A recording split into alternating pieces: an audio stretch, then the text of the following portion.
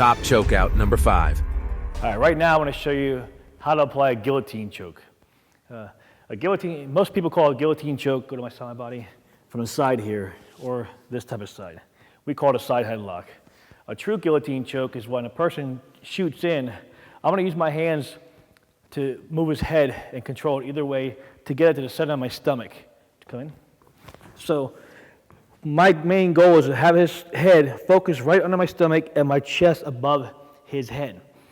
This is what we call a full force guillotine. Now my hand comes underneath and I get into what we call a simple hammer lock. Breaking news, I'm giving away 200 of our new Commandos. It's based on the original covert Vietnam SOG knife. This is a $100 knife, but it's yours for free from the link in the description. Just pay a small shipping fee. Okay, back to our video.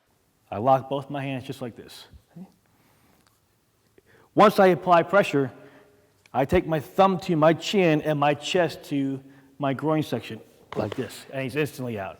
I mean, he's out cold within 3 seconds. There is no time delay in this one here. So once again, he comes in, I parry his head down, I take my thumb up underneath his chin. We call this a hammer lock. Both thumbs meet like this, okay? Just like this. Face off, press my chest down, take my thumb up. He's out cold. Show you over here. One more time, he comes in, I parry it down, my chest is on top, my hands are underneath, and I just lift and compress. He's out. Top chokeout number 4. Whenever you get beside a person in front of them, you've got 3 areas you need to worry about. You've got the air, you've got the blood, and you've got the jaw. This creates a lot of pain right here in his jaw. So if you can cut off the air and the blood at the same time, you can cause a lot of damage to this guy real fast. Normally they'll pass out in maybe 4 or 5 seconds. I mean, that's just the way it goes. So you have to learn how to get your hands around him. Now I'm going to use both Dale and Judy because he's so big that Judy can't even get her hands around his neck. And we're going to do a triangle choke on this case. When he throws that hand out, like we're just doing, we're going to bump this shoulder right up into his throat here. We're going to pass right on by it. As we pass by him this time, we're going to put a crank right over here in the side of his neck, and I got my bicep along the bottom of his neck right in here. You're going to grab your palm like this, and then crank it in like so. And they'll usually pass right out relatively quick. So the way that works is we might sit here like this. When he jabs or punches, I'm sliding in. I may even take a little shot in route, pick him up here, grind inside, and bring it to the ground. All right? What you want to do when you get this choke in here, guys, is you want to reach around, grab your hand like this, forearm in, and then drive the crank, which is the outside of the wrist, right through the neck right here. You got a good nerve section here, plus you're going to choke them out. So when they swing at you, you just dip down, go here, crank and turn, and just take them right on down. When you get this crank going here, I've seen everything coming up from this to all that. The crank is real simple. I'd like to grab the back of your hand right here, put the side of your forearm in where your real bony part, and you just roll it right up into their nerves. It also cuts the blood off to the brain. So you go over top of your hand here, pull them in real tight, and then you just crank like this. And they'll just have a real hard time staying on their feet, right? You feel that? Okay, good. We're slowly getting where we want to go. If you'll notice, it's very important to get the right kind of grip. Don't try to rush through these things at the house. You've got to get the right grip. Now, to set this whole thing up, what we want to do is, say, for example, he rushes me. He's a Russian opponent. He's coming with that big hand. I'm going to sidestep him here. I'm going to put the crank, and I'm going to take him right on down to the ground here. And I'm going to sit on my knees and crank him out. See, I've still got that very same crank in here, guys. And all you do, when you get this position, this arm helps the choke, and then you just pull into it like this, right? Okay. When they come, go here, spin them down and around, and then choke them out. Okay, nice and easy. Top chokeout number 3. Lastly, I'm going to cover the T-shirt chokes. Now again, these are not fancy T-shirt chokes or gi or collar chokes that you've learned before. These are very crude and basic uses of the T-shirt to choke your enemy momentarily, to gain distance, to control him, to scan for other enemy, that do work for us. We've proven them, we do them overseas. Number 1, we have the front choke. When we're inside and we're controlling him, all I'm going to do is take his T-shirt or his collar or whatever clothing he's wearing, I'm going to wrap it in front of his throat and I'm going to push him back. This is just going to control him for a second, where I can look at where my secondary threats are at. Again, we're locked up. I take whatever clothing I have, I crank it in front of his throat. Notice I'm holding on to the clothing in the back. I pull this toward me, and I push these two parts together, and I pull him to me. I hold him tight, and I start looking for my other threats. I break him away, and that's when I start hitting him again. Just a momentary uncomfortable choke to gain control of him. We have the side choke. Once we're controlling him, my hand may reach across. What I'm going to do is I'm going to take that collar, and I'm going to take his t-shirt, pull it to the side, control his head. You notice we can grab the other t-shirt, or the other part of his shirt or collar, whatever he's wearing, control him, pull those together, pull him in tight to me so that I can scan for my second enemy and look around before I break him away and just start hitting him again. And finally, we have a rear collar choke. I may be in control of him, he may move, and he's going to spin. I own him because I'm going to take this collar and I'm going to pull it in tight. You notice I got the other collar on the opposite side. I can do it from the rear, I can reach around, I can do it from the front, and I can gain control of it, pull him in tight to where we're not going to the ground, to where I can look for my secondary threats, break him off, and just start controlling him, hitting, and driving him down.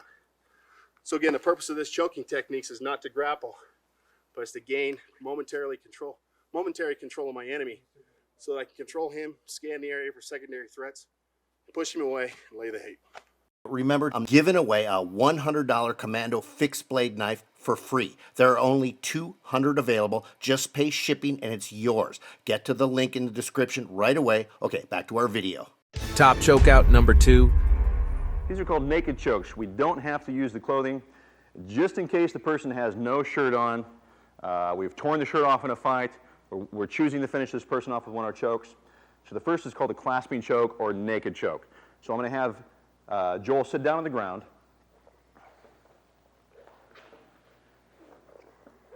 The clasping choke works with the blade of my arm. I'm going to insert the blade of my arm across the neck, palm up, blade of the arm comes across, clasp my own hands, head beside his head, and right now we're just going to look for the tap. You okay? Okay. We don't want to smash anything in there. It's a very painful choke. It does a lot of damage to the Adam's apple and to the airway. So we want to be very careful practicing this with anybody. Again, palm of hand on the shoulder, inserting, blade of the wrist across the neck, clasping my hand, and squeezing straight back. And again, in real life, no reason for the tap out. We're going to take him until he's unconscious. Top chokeout number 1. One of the sweetest places to be whenever you're doing an NHB fight, street fight, anywhere, is being on your opponent's back. Because once you're there, you're usually assured that's going to be it. Just throw in your naked choke, take the tap, boom, it's over and gone. But the more people know about escaping, the more they're used to seeing videotapes such as this, the more they get some experience on the mat, the more they're going to hold out against this. So we need to make sure we have some options to back us up, to make sure we come right back into the naked choke, or find another way to pull them out of this fight. We're going to go from lots of things are done. Once we know we got him belly down and my hooks are in, I can start punching the back of the neck to finish this fight out. But I can also take him, if he's smart, he's going to roll and try and come out belly up. We call this a cradled out position here. And we still set for the same naked choke. Make sure naked choke's round. A little bit of anatomy on this naked choke here. I'm going to cut off both carotids at the same time. I want to use my bicep across one carotid and my inner forearm on the second carotid as well. So I got his trachea right here in the crook of my arm. I hook up in the bicep, make a fist, or I just use the like a blade hand the back of his neck. What I'm going to be doing from here is it's just not me squeezing my elbows together. This is strength, not good enough. This guy can last that out. Hold it out, no good. What I want to do from here is make a rowing, pushing forward motion with my chest, like if you're doing a seated row. Whenever I send my chest through, that's going to be the pressure that finishes up the choke. So again, if it's just arm strength only, put the chest pop in, that's it for the choke. So we take it, it's the same principle no matter what position you're in. So whenever I have him in the cradle position here, both hooks are in tight. Again, my feet aren't crossed. Digging these in tight, I drop them back, push the chest through, take the choke. Now, he can take the pressure off this choke by using both his hands to grab against my forearm that's around his throat. And I cannot, even with the chest pop, pull him out. So I have to take one of these dogs out of the fight here. I'm going to take this hand go underneath his armpit and hook through the top. Using a 5-finger grip, get a hold of his wrist. Once I'm hooked in here, I'm going to remove his arm. And I can't just do it with static tricep strength because most of these people are a lot stronger than me. Again, 156 pounds here. This isn't going to work. So if I'm just pushing tricep, nothing. So I have to think about a big, quick, ballistic burst with my arm. Whenever I push it down, I throw this leg over the top to retain this arm, come right back to that same naked choke. Hit in with the choke. So again, he's resisting it. Weave underneath his arm and then through the groove. Hook the wrist, 5-finger grip. So I can have my palm right on top of his forearm. I'm going to ballistically shove in to remove this arm, throw the leg on top to retain it, then reset the naked choke. Boom, and hit. Now, let's say we get a problem here. Let's say we get some guy who's really strong, and even without the bursting through, I'm going to, you're like, damn, I cannot move this man. So I'm going to keep this grip on his arm. I'm going to bring, since he's obviously putting all the pressure in and not letting me have his arm, the arm that's around his throat, I'm going to pull this out. I'm going to slide it out. Once I slide it out, I'm going to bring this outer forearm blade to the outside of his neck. My right foot hook comes out and is posting on the mat. What's going to happen is I'm going to shoot my hips towards the ceiling. And then whenever I know he's a little bit light in the sky, I drop my hips down out from underneath him.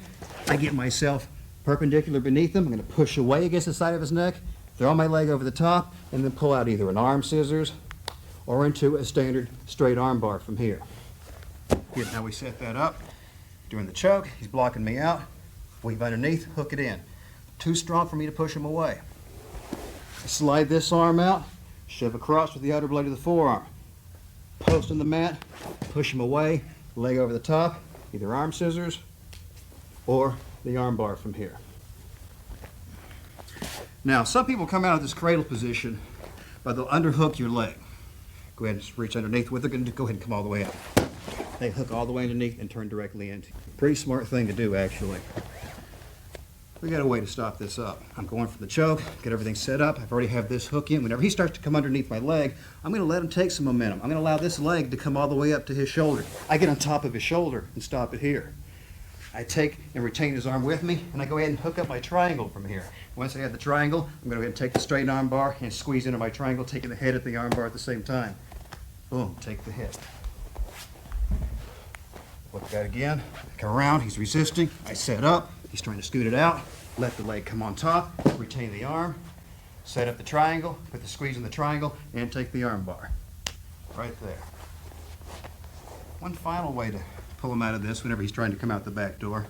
Get everything hooked up, and I don't happen to have a retaining grip on his arm here. He just starts coming out the back door right now. So I still let this guide to the top of his shoulder.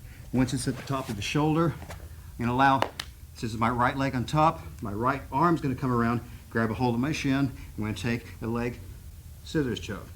From here, all I'm doing, set up for a moment, is grabbing my own shin, not the foot, too much flexibility, give on his neck, grab the shin, and thinking about shoving my elbow across to my knee, creating a little scissors motion right here. So again, set up the choke, he starts to come out the back door, let it glide to his shoulder, come across, switch, and then from here, lean it in so we can see, explode that view there, and hit. There's the shot. So once you get this guy with a belly down or belly up in this cradle position, you get several nice ways to go ahead and finish him up. Check out our site right now, and I'll give you 20% off. Just get to the description link below, click on it, and it'll take you directly to our site. And I'll automatically apply the 20% discount at the checkout. Just hurry though. That special link and this steep discount are only good for the next 24 hours. Thanks for watching our video lessons here at TRS Direct. Hit the like button down below and consider subscribing to our channel here on YouTube. Hit the bell icon and we'll send you a notification when there's a new lesson available. Thanks again for watching.